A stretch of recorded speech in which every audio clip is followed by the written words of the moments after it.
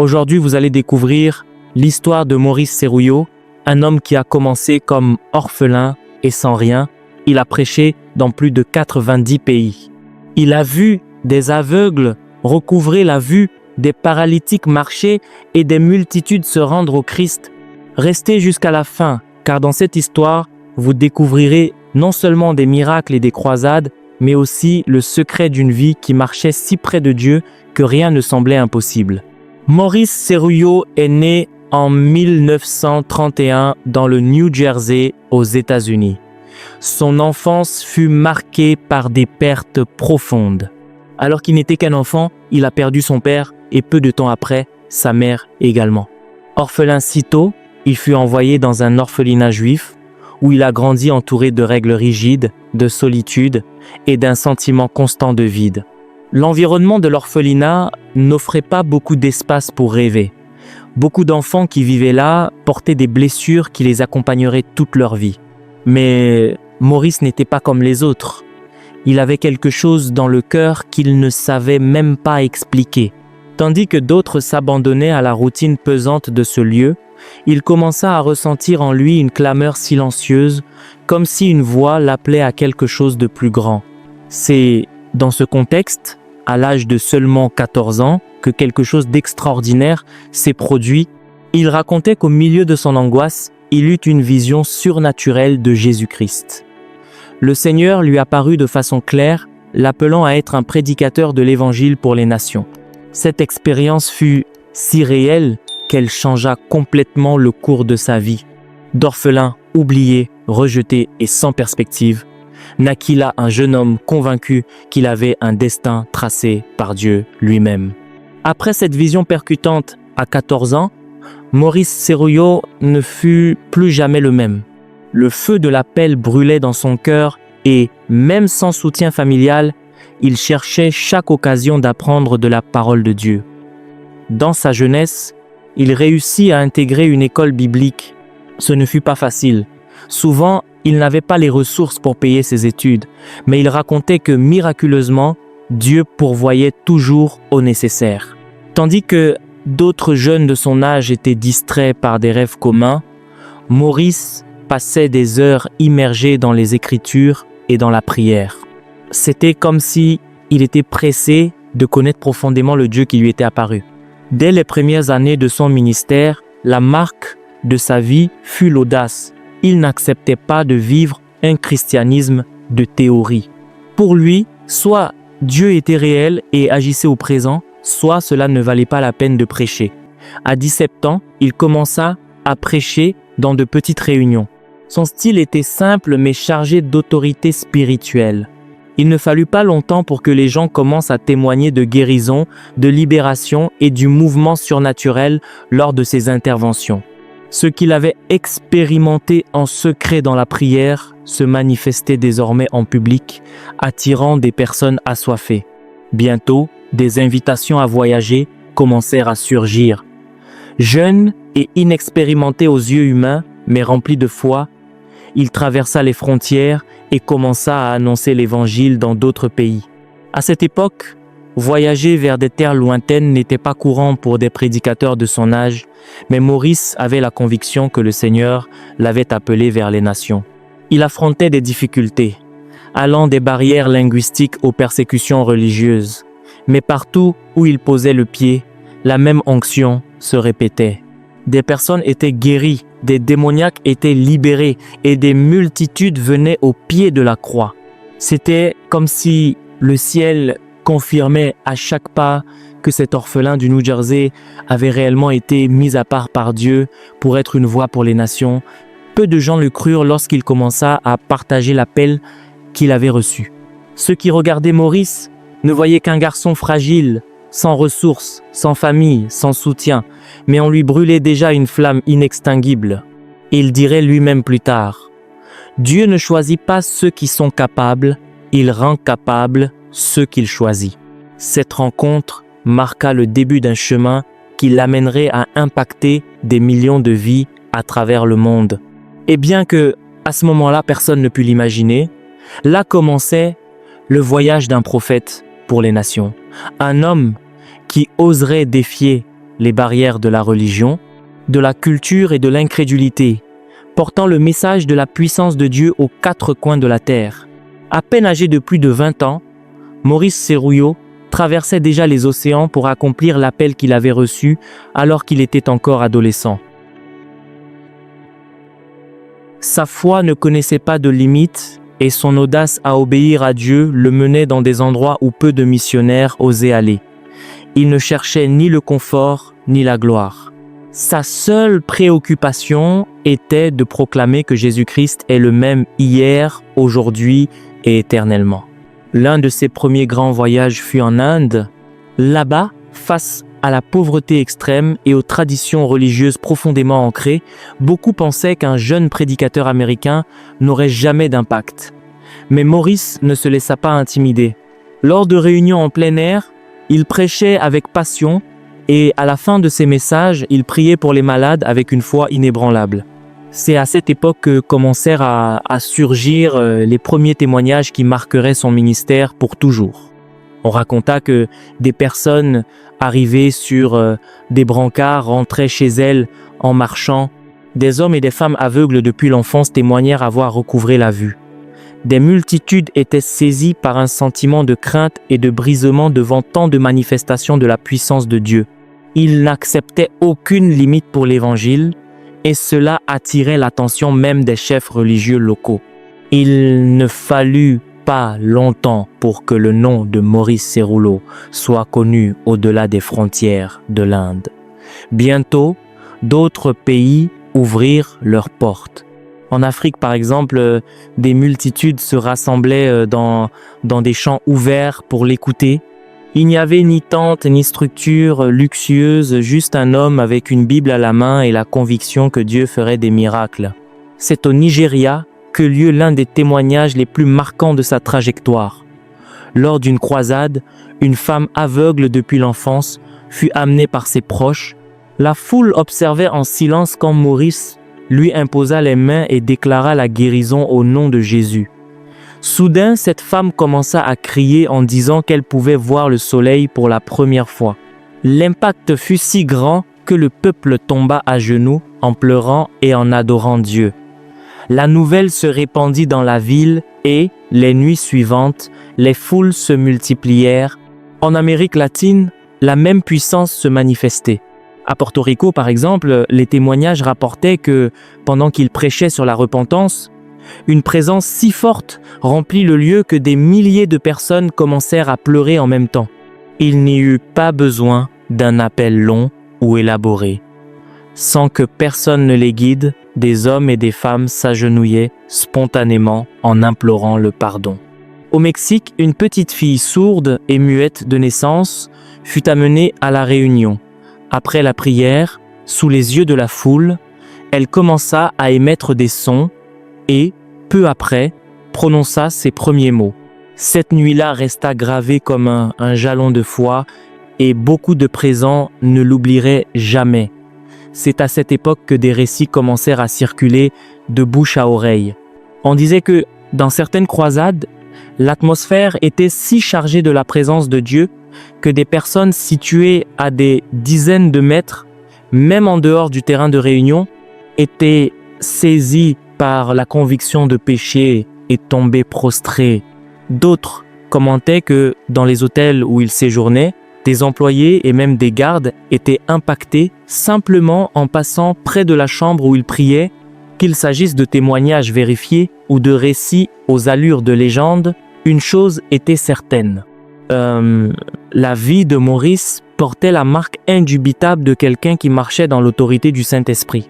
Maurice Serrouillot comprenait que les miracles de masse et les multitudes converties n'étaient qu'une partie de son appel.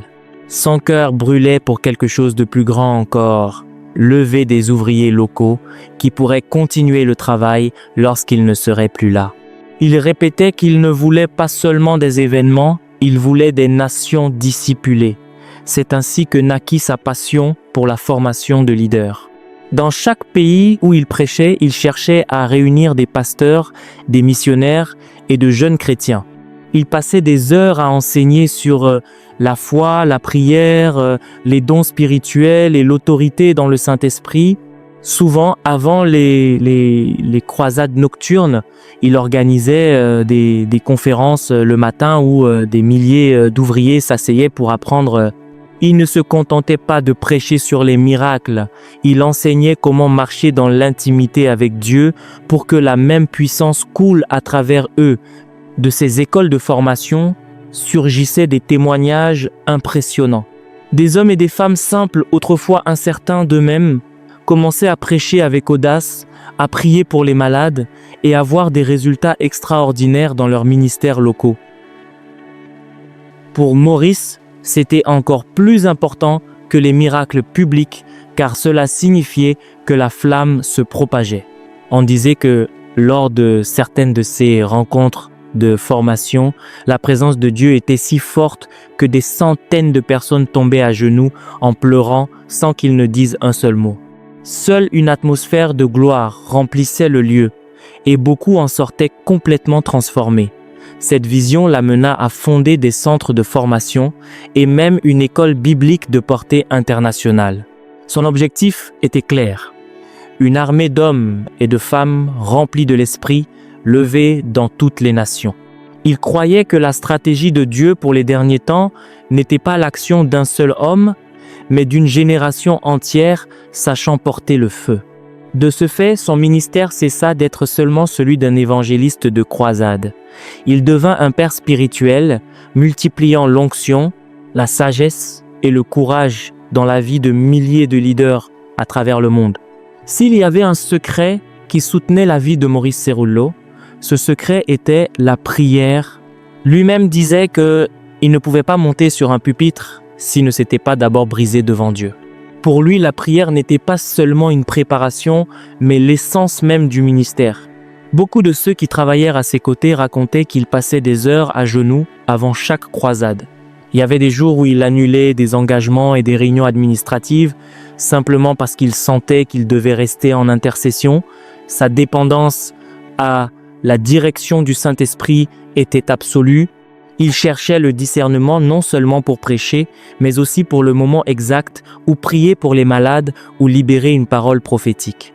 Il n'était pas rare que, dans ces chambres d'hôtel, l'ambiance devienne si chargée de la présence de Dieu que ceux qui entraient ressentaient immédiatement quelque chose de différent.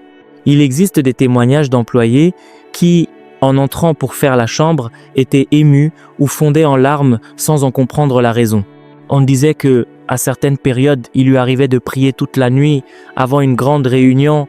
Certains commentaient qu'il pouvait entendre sa voix implorer intensément derrière les portes closes, comme s'il livrait des batailles invisibles. Et lorsqu'il apparaissait devant la foule, c'était comme si le poids de la gloire de Dieu l'accompagnait déjà. Cette discipline dans le secret expliquait l'autorité qu'il portait en public. Ses sermons n'étaient pas seulement des paroles bien construites, mais des déclarations enflammées par une vie façonnée dans la prière. Il croyait qu'il ne suffisait pas de connaître la Bible intellectuellement. Il était nécessaire de le connaître à l'autel, là où la lettre devient vie et où l'esprit apporte la puissance. Cette dévotion négociable au secret fut ce qui le fit marcher dans l'audace, car pour Maurice Cerullo, chaque miracle, chaque conversion et chaque manifestation surnaturelle n'avait qu'une seule racine: le temps qu'il passait seul avec Dieu. Les dons spirituels coulaient dans la vie de Maurice Cerullo de manière impressionnante. Il ne se contentait pas de parler de miracles, il les vivait. Ces réunions étaient marquées par une atmosphère chargée d'attente, et beaucoup témoignaient avoir reçu des guérisons physiques et des libérations profondes. Il était fréquent qu'au milieu d'une prédication, il s'interrompt pour dire « Le Seigneur me montre quelqu'un qui est en train d'être guéri maintenant. » Alors, des personnes se levaient en témoignant que les douleurs disparaissaient, que des organes étaient restaurés et même que des diagnostics médicaux étaient renversés. Parmi les récits les plus marquants, on raconte que lors d'une croisade, un homme sourd de naissance commença à entendre quand Maurice lui imposa les mains. Tout l'auditoire éclata en louanges et cela fortifia la foi de tous. En une autre occasion, un jeune homme condamné à vivre en fauteuil roulant se leva devant des milliers de personnes, marchant sans aucun soutien, un événement dont beaucoup se souviennent encore aujourd'hui comme un signe de l'intervention divine. Mais il ne s'agissait pas seulement de guérison physique, il y avait aussi des paroles de connaissance et de discernement. Des témoins rapportaient que Maurice révélait des détails de la vie de personnes qu'il n'avait jamais vues, exposant des péchés cachés ou encourageant avec des messages spécifiques qui provoquaient des larmes de repentance. Il disait lui-même que ce n'était pas lui, mais le Saint-Esprit qui révélait ces choses. On disait qu'à certains moments, avant même qu'il n'impose les mains, la présence de Dieu était si forte que les gens tombaient au sol comme si une vague invisible les avait atteints. Pour certains, cela semblait étrange. Pour d'autres, c'était la confirmation que la puissance de Dieu était là de façon incontestable. Pour Maurice Serrouillot, tout cela n'était pas un spectacle, mais une démonstration de l'amour du Christ. Il rappelait constamment, les miracles ne sont pas pour glorifier l'homme, mais pour annoncer que Jésus vit et règne encore. À mesure que les années passaient, le ministère de Maurice Serrouillot prit des proportions mondiales. Il ne se satisfaisait pas de prêcher uniquement aux États-Unis. Son cœur brûlait pour les nations. Son audace le conduisit à poser le pied dans des endroits où l'évangile était interdit et, dans bien des cas, il risqua sa propre vie pour annoncer le Christ. On racontait que, dans des pays d'Asie où les chrétiens étaient persécutés, il organisait des rencontres presque secrètes. Malgré cela, des centaines de personnes accouraient, affamées de la parole. À certains de ces moments, des soldats encerclèrent les lieux, mais miraculeusement, rien ne se produisit, comme si une barrière invisible les empêchait d'interrompre le culte. En Afrique, des milliers de personnes se rassemblaient dans des champs ouverts où les miracles étaient d'innombrables témoins, hommes, femmes et enfants couraient vers l'avant en déclarant qu'ils avaient été guéris instantanément. L'impact était si grand que des villes entières étaient transformées et que les églises locales connaissaient une croissance soudaine. En Amérique latine, ces croisades réunissaient des foules si vastes qu'il paraissait impossible de les compter. Les récits de libération spirituelle étaient constants et beaucoup affirmaient y avoir ressenti le toucher de Dieu d'une manière qu'ils n'avaient jamais expérimentée auparavant. Au cours de certains voyages, Maurice fit face à la prison et aux menaces, mais sa réponse était toujours la même. Si Dieu m'a appelé, il est fidèle pour me garder jusqu'à ce que j'accomplisse son dessein. Cette conviction lui donnait un courage hors du commun et servait d'inspiration aux leaders locaux qui vivaient souvent l'évangile au milieu de la persécution. On raconte qu'en une certaine occasion au Moyen-Orient, un groupe de chefs religieux tenta d'empêcher ces réunions, mais coup de théâtre, l'un d'entre eux finit par être touché par une guérison inattendue et demanda en secret à en savoir plus sur Jésus. Maurice Serrouillot ne voyait aucune barrière géographique, politique ou culturelle. Pour lui, le monde entier était un champ missionnaire et chaque nation avait besoin d'expérimenter la puissance transformatrice du Saint-Esprit.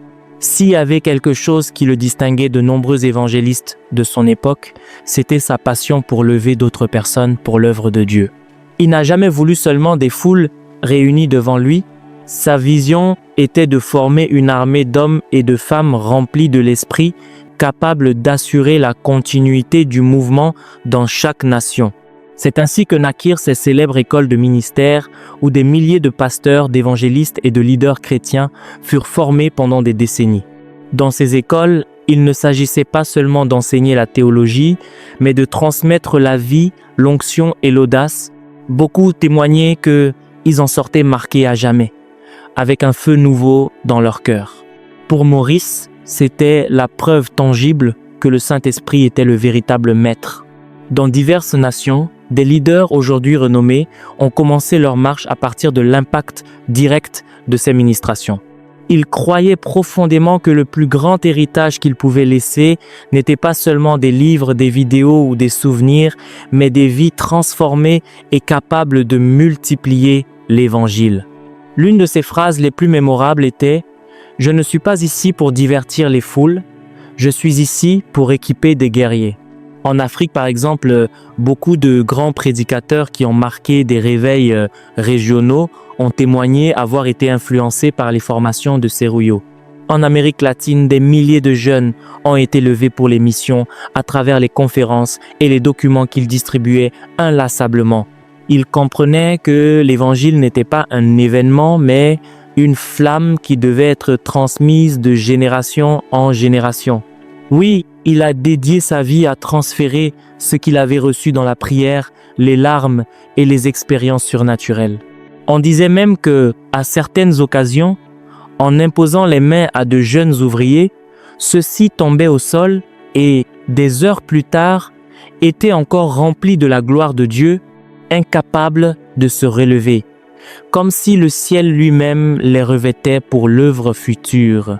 Maurice savait que les dons qu'il avait reçus n'étaient pas seulement pour lui, mais pour toute l'Église du Christ. Son but était de préparer une génération qui continuerait d'avancer lorsqu'il ne serait plus là. Maurice Cerullo est parti pour l'éternité en 2020, laissant un héritage qui transcende les frontières et les générations. Mais son ministère ne s'est pas arrêté à sa mort. Il avait planté des semences qui continueraient de fleurir sur chaque continent, dans chaque église et dans chaque vie qu'il a touchée. Tout au long de près de 80 ans, il a prêché à des millions de personnes, a été témoin d'innombrables miracles, a formé des milliers de leaders et a maintenu une vie de prière intense, secrète et constante.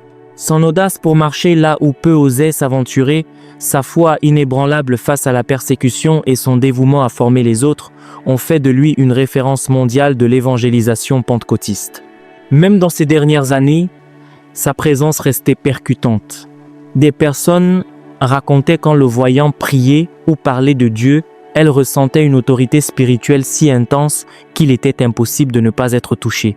Certains leaders ayant travaillé à ses côtés, affirmait qu'il suffisait de se souvenir de son visage et d'écouter ses paroles pour ressentir à nouveau le feu qu'il portait. L'héritage de Maurice Cerullo est une invitation à l'audace, à la prière et au don total de soi. Il nous rappelle que Dieu choisit encore les improbables, oint les brisés et fait de grandes choses à travers des vies rendues au Saint-Esprit.